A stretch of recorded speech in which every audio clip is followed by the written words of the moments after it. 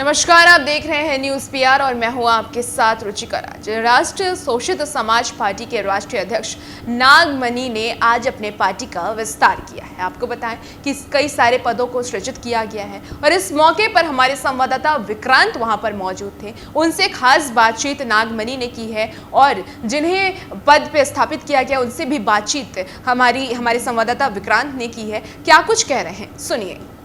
देखिए, फैसल रहमानी साहब को इमारत सरिया का कमान दिया गया है और ये बहुत ही काबिल लोग हैं और अभी तक मुसलमानों के साथ जो अत्याचार अन्याय, चाहे लालू जी की सरकार हो या नीतीश कुमार की सरकार, मुझे पूरा का पूरा विश्वास है कि फैसल रहमानी साहब के नेतृत्व में इमारत सरिया शानदार काम करेगा। साथ ही साथ मुसलमानों का प्रोपर वे में बिहार सरकार से हिस्सेदारी दिलाने का काम करेगा, ये मुझे पूरा विश्वास है। और अंशुल रहमान साहब भी काफ़ी सक्रिय भूमिका उनका बिहार में रहा है, तो हम समझते हैं कि फैसल रहमानी साहब को सब लोग को, तमाम माइनॉरिटी के लोगों को मिला करके चलना चाहिए ताकि मुसलमानों का जो हक हकूक़ है वह मिलते रहे। मुझे दुख इस बात का है कि देश जब आज़ाद हुआ था, सरकारी नौकरी में मुसलमान 39% थे, आज घट करके 2.5-2% रह गया है। जबकि देश में मैक्सिमम सेकुलर पार्टियां कांग्रेस सत्ता में रही, बिहार में लालू यादव और नीतीश कुमार 30 वर्षों से हैं, लेकिन मुसलमानों की स्थिति काफ़ी नाजुक हो गई है। इसलिए फैसल रहमानी साहब पर बहुत बड़ी जिम्मेवारी है और आज या कल जब वो थोड़ा फ्री होंगे तो मैं मिल करके भी मुबारकबाद दूंगा। तो हम समझते हैं कि उनके नेतृत्व में बिहार, झारखंड और उड़ीसा के मुसलमान बिल्कुल सुरक्षित रहेंगे। उनके हक और हकूक़ की लड़ाई अपने पिता के ऐसे लड़ते रहेंगे। धन्यवाद। नहीं, ये तो बहुत ज़रूरी था, चूँकि कोई विकल्प अपने पास नहीं था और जितनी पार्टी सबसे पहले बनी हुई है उन्होंने मुसलमानों को सबसे ज़्यादा धोखा दिया है, चाहे वो राजद हो, जेडीयू हो, कांग्रेस हो, सब ने दिया है। लालू जी के शासनकाल में भी आपने देखा होगा कि क्या बोलते हैं कि मगध में कितना नरसंहार हुआ था। बकरीडी एक ऐसा गांव था जहां पूरा का पूरा मुसलमानों को गांव को मार दिया गया। उसके बाद न उनके जो बेवा हैं न उनको मुआवजा मिला, न उनको क्या बोलते हैं यहाँ तक ज़मीन वापस आई। ये अभी तक नहीं ज़मीन वापस उन लोगों को मिली है। दूसरे रफ़ीगंज थाना के अंदर में हनीफ मियाँ को मर्डर किया गया, उनके यहाँ न एक पैसा मुआवजा मिला न कुछ किया गया।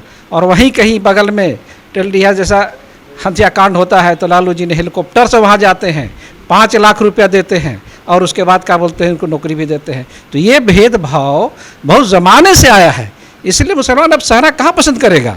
अब तो सवाल इस बात का है कि अब हक की बात है, हिस्सेदारी की बात है। अब हम जाग चुके हैं, अपने वोट की कीमत को जाग चुके हैं। अब हमें क्या बोलते हैं नागमणि जैसे नेता कहाँ मिलेंगे। इसीलिए हम लोगों सबने समर्थन करके मुख्यमंत्री के रूप में हम लोगों ने नागमणि के पीछे अपने पार्टी के साथ आए हैं। 15 साल लालू जी बिहार को बर्बाद किए, 16 साल नीतीश और अब आपकी पार्टी जो नई पार्टी बनी है उसको लेकर आप किस तरह से, जैसे हमारी पार्टी है, जितने भी दबे कुचले लोग हैं जिन पर जुल्म हुआ है उन मजलूमों की लड़ाई लेकर के हम सामने आएंगे, सबके हक की लड़ाई लड़ने के लिए। क्योंकि हमारे यहाँ का यही है कि जिसकी जितनी भारी संख्या उसकी उतनी हिस्सेदारी। हम हर बराबर लोग को लेकर चलेंगे जो दबे हैं, कुचले हैं, जिन पर जुल्म हो रहा है। अब जुल्म के खिलाफ लड़ने की बात है। आज कोई विपक्ष के तौर पर लड़ रहा है, कोई सामने नहीं आ रहा है। शहाबुद्दीन साहब का कांड आया, किसी ने बोलने को तैयार नहीं, वोट चाहिए, बोलने को तैयार नहीं, तो ये कब तक बर्दाश्त करेगा। अब हमें सत्ता में हिस्सेदारी चाहिए, हमको नौकरी में हिस्सेदारी चाहिए, हमको सामाजिक समीकरण के हिसाब से चलना चाहिए। ये सब तो हम लोग अब करेंगे। इसी उद्देश्य से तो हमारी पार्टी बनी है, इसी उद्देश्य से तो हमारे मंत्री नागमणि जी ने इसको पार्टी बनाया है और सबको जोड़ के लेके आए हैं, सबके सामने अपना मुद्दा भी रख दिए हैं। देखिए, मैं एक डॉक्टर हूँ और पॉलिटिकल से तो मेरा नाता बहुत दूर दूर तक बहुत ही कम था, लेकिन मैं समाज ही में रहता हूँ, समाज में ही से रिलेटेड मैं कार्य करता हूं और ट्रीटमेंट करता हूं, तो मैंने ये महसूस किया इस बीच में कि हकीकत है कि शोषितों, वंचितों और जो परेशान हाल हैं उनकी दशा और दिशा चेंज नहीं हुई। हम लोगों ने एकदम अपने खून पसीने से सींच कर हम लोगों ने समर्थन किया, लालू जी को 15 साल समर्थन किया।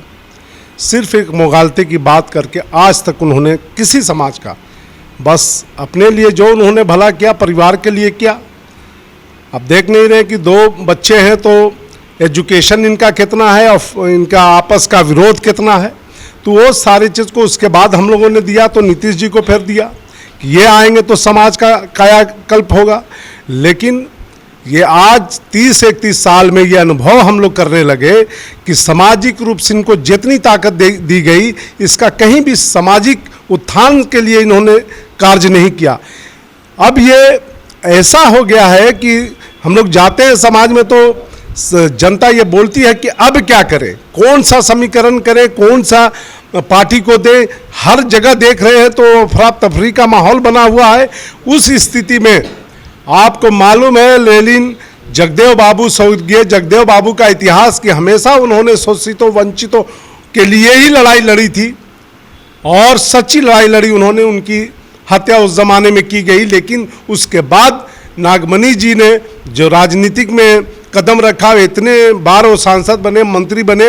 ये ऐसे एक व्यक्ति हैं कि समाज के सारे लोग से, वंचितों से, शोषितों से गहरा लगाव, गहरा प्रेम है। और समाज के, मुसलमान समाज से रिलेटेड, चतरा से ये इतने बार एमपी रहे, पूछिए वहाँ के समाज से, सारे लोगों से प्रेम, स्नेह, प्यार लेकर चले। अब ये समाज महसूस करने लगा है, कोई समाज, मुसलमान समाज और जितने भी वंचित समाज है, कि अब ये विकल्प देना पड़ेगा। जो राष्ट्रीय शोषित समाज दल के रूप में हम लोगों ने राष्ट्रीय अध्यक्ष नागमणि जी को बनाकर इनको हम लोगों ने मुख्यमंत्री घोषित की है कि आने वाले हकीकत में शोषितों, वंचितों, माइनॉरिटी की हकीकत में लड़ाई अगर कोई निसंदेह बिहार में लड़ने की ताकत रखता है और समाजवाद को जिंदा रखने की ताकत रखता है, तो निसंदेह वो नागमणि जी हैं।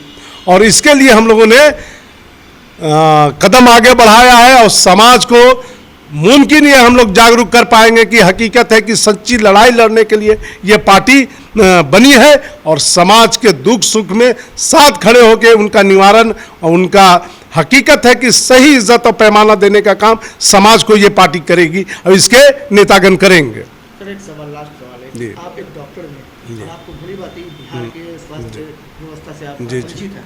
आपकी अगर सरकार बनती है तो किस तरह से स्वास्थ्य व्यवस्था को, अगर हमारी सरकार राष्ट्रीय शोषित समाज दल की सरकार भविष्य में बन गई, तो हकीकत है कि मैं एक डॉक्टर के रूप में हूँ, अपनी पार्टी, अपने नेता, अपने सारे से ये सलाह लेके इंफ्रास्ट्रक्चर इतना अच्छा हॉस्पिटल का बनाया जाएगा और मतलब है कि वेस्टर्न कंट्री के लेवल का इक्विपमेंट सेट होगा, इंस्ट्रूमेंट सेट होगा और स्वास्थ्य विभाग में एक कायाकल्प काम किया जाएगा कि हमारे मरीज की सारी फैसिलिटी निःशुल्क में व्यवस्था की जाए और यहाँ सही स्वास्थ्य विभाग को, मतलब उसके इंफ्रास्ट्रक्चर को, उसके बेसिक को, डॉक्टर्स को, टेक्नीशियन को, सारे लोगों को मजबूत स्थिति में डेवलप किया जाएगा और उनके सारे इंस्ट्रूमेंट हाई लेवल के वेस्टर्न कंट्री से लाकर सेट किए जाएंगे। अगर हमारी सरकार आई और हम लोग के जैसे लोग इसमें जुड़े रहे तो निसंदेह बिहार के लोगों को बाहर की पलायन नहीं करना पड़ेगा इलाज के लिए, वो बिहार में ही व्यवस्था हर जिले में किया जाएगा। ऐसी मेरी मनोकामना है और यही पार्टी का हमारा मैनिफेस्टो है। रही दूसरी बात कि हमारी पार्टी अभी जो है 2 समाज को हम लोग लेके कोयरी और मुस्लिम समाज मिलकर इस अलायंस को बनाया है और समाज सारे वंचितों को जोड़कर आगे बढ़ने का काम करेंगे और निस्संदेह अगला मुख्यमंत्री हमारे नागमणि जी होंगे और उप मुख्यमंत्री मुस्लिम समाज का ही बेटा होगा। और एक चीज़ें हमारे मैनिफेस्टो में क्लियर है कि होम मिनिस्ट्री जो गृह विभाग को देखता है वो कोई न कोई मुसलमान ही नेता को मिनिस्टर बनाया जाएगा, इसलिए कि बहुत जगह मुसलमानों ही पर पुलिस प्रताड़ना और असहयोग का वातावरण होता है। इसलिए मेरी पार्टी ने ये घोषित कर दिया है कि जब भी हमारी सरकार आएगी मुस्लिम ही होम मिनिस्टर बनेगा। ये पार्टी का खुला विचार और खुला मैनिफेस्टो में लिखा हुआ है। इन्हीं सब बातों से मैं अपनी बात को समाप्त करता हूँ। जय हिंद, जय भारत। देखिए, वली रहमानी साहब बहुत ऊंचे दर्जे के बुजुर्ग हस्ती थे। उनके साथ भी हमने काम किया है बहुत दिन। और फैसल रहमानी साहब जो हैं विदेश में पढ़े लिखे और दीन की उनके भी बहुत अच्छी जानकारी है। तो होता है कि जब बाप हैं उतने बड़े बुज़ुर्ग तो औलाद में तो फ़र्क आता नहीं है, वो सारी चीज़ घर से ही मिलती है, तो दोनों की सोच मिलती जुलती होगी। थोड़ा सा ये विदेश से पढ़ के आए हैं तो और मॉड हैं, मॉड मीन्स कि और वो क्लियर होंगे, साफ़ होंगे। जो भारत में थोड़ी बहुत गंदगी भी रहती है वो गंदगी उनके जहन में नहीं होगी। और वली रहमानी साहब की सोच थी, खुद हमें पर्सनली उन्होंने कहा था कि आप इश्तियाक साहब एक ऐसी पार्टी बनाइए जो दलित, अति पिछड़ा और मुसलमान का कॉम्बिनेशन हो। मैं उसी 2 साल से कोशिश में था, करते करते आज हम लोगों को वो कामयाबी मिली नागमणि भैया के थ्रू कि नागमणि भैया पिछड़ी जाति से आते हैं और इनको साथ हम लोग अपना मिशन बनाया और अति पिछड़ा, दलित और अदर कास्ट को लेके मुसलमान अब नया समीकरण बना रहा है। क्योंकि लालू यादव को मुसलमान देखना अब नहीं चाहता है, देखते देखते थक गया, क्योंकि झूठ पे झूठ आप ज़्यादा नहीं बोल सकते। और रहा सवाल नीतीश जी का, तो स्थिति उनकी भी ख़राब है। तो बिहार में जनता जो है, बिहार की जनता जो है विकल्प खोज रही है और विकल्प के रूप में हमारी राष्ट्रीय शोषित समाज दल जो है वो बिहार की जनता को विकल्प देगी।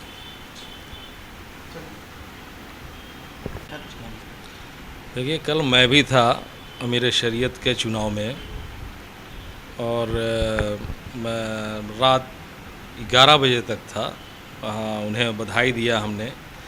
फैसल रहमानी साहब एक नौजवान है, नौजवान सोच है और उनके सब लोगों की सोच थी कि अब इमारत शरिया और आगे बढ़े। उनके क़यादत में मैं उनको अपनी पार्टी की ओर से, राष्ट्रीय शोषित समाज दल की ओर से बहुत बहुत मुबारकबाद देता हूं और आशा करता हूं, उम्मीद है कि उनके वालिद साहब की जो सोच थी उनकी सोच को आगे वो बढ़ाएंगे और बिहार, उड़ीसा, झारखंड के अल्पसंख्यक समुदाय के साथ साथ बहुसंख्यक का भी भला करेंगे। सर, एक सवाल ये है कि आपकी अगर सरकार आती है तो अभी की डेट में देखिए, अभी की जो प्रथा चली कि फ़ोन पर ही किसी को बोल दिया जाता है 3 बार तलाक, तो उसको तलाक दिया जाता है। ऐसे कई मामले थाने में भी आते हैं। उसको लेकर अगर आपकी सरकार आती है तो क्या कुछ करेंगे? देखिए, अभी भारत सरकार का कानून भी आ गया है कि अगर कोई व्हाट्सएप पे तलाक देता हो तो वो तलाक नहीं होता है। तलाक का नियम है, कानून है। एक तलाक आप आज दिए, फिर उसके बाद कुछ समय होता है, फिर दिए, तीसरा दिए। ऐसा नहीं होता है कि तलाक कह दिया आपको तलाक हो गया। लेकिन सर, लोग मानते नहीं, लेकिन अभी भी उसी पे अगर नहीं, मानते नहीं हैं। लोग उसको मान लेते हैं कि हाँ तलाक हो गया। सवाल ही नहीं है। कई मामले थाने में भी दर्ज हैं। देखिए, सवाल ही नहीं है, वो जाहिलियत की निशानी है। जिसको जो जानकारी नहीं है वो इमारत शरिया जाए। बिहार, उड़ीसा, झारखंड के हेड ब्रांच में बहुत से केस आते हैं इसी टाइप के कि हमें तलाक मिल गया, तो जबकि वो जायज़ नहीं है। उसको उन लोगों ने साफ कह दिया होता है कि इस टाइप से तलाक नहीं होता है। इस्लाम में बहुत लचीला है और बहुत कठोर भी है। आपको सिस्टम में जाना पड़ेगा, तलाक कैसे होता है, निकाह कैसे होता है, बहुत सारी चीज़ें। तो जो व्हाट्सएप में और फ़ोन पे तलाक कह दिए या वो ऐसा नहीं हो पाता है। तो नियम कानून है सबका, उसको उस हिसाब से काम चल रहा है। अब अगर सरकार आती है सर, तो क्या ऐसा कोई टीम गठित की जाए कि लोगों को जो जागरूक करें, जो पढ़े लिखे नहीं है मुस्लिम समुदाय के, जिसको जानकारी नहीं, तो क्या उसके जाकर घर घर बताया जाएगा? ऐसा कुछ मतलब टीम देखिए, हमारी सरकार बनेगी तो सभी लोगों के लिए बनेगी, सिर्फ मुसलमान के लिए नहीं बनेगी। और जागरूकता जो है पूरे बिहार में सब लोगों को जागरूक करने के लिए आपका एक अच्छा सुझाव है कि बहुत से लोग हैं, बहुत सी चीज़ जानकारी नहीं होती है। तो एक जब होगा तो उस हिसाब से हम लोग कुछ सोचेंगे अच्छा कि जागरूक नागरिक को जागरूक करना चाहिए। तो बहुत से मुद्दे हैं, अब कुछ मुद्दे को चूज़ करके उस पर जागरूकता अभियान चलाया जाएगा। बहुत बहुत धन्यवाद। तो जैसा कि आपने सुना है कि राष्ट्रीय शोषित समाज पार्टी का गठन 30 सितंबर को किया गया था। इस पार्टी के बनाने का मकसद यही था कि जो भी मुस्लिम समाज के लोग हैं जिन्हें और भी पार्टी प्रायोरिटी नहीं देती है, उन्हें प्रायोरिटी दिए जाए और आगे पार्टी को बढ़ाया जाए। और कई सारे एजेंडों पर भी ये राष्ट्रीय शोषित समाज पार्टी काम करेगी। तो इस तरीके से आज राष्ट्रीय शोषित समाज पार्टी का विस्तार किया गया है और नागमणि जी की अध्यक्षता में इसको किया गया है। और भी ऐसी तमाम खबरों के लिए हमारे साथ बने रहिए और देखते रहिए न्यूज़ पीआर। धन्यवाद।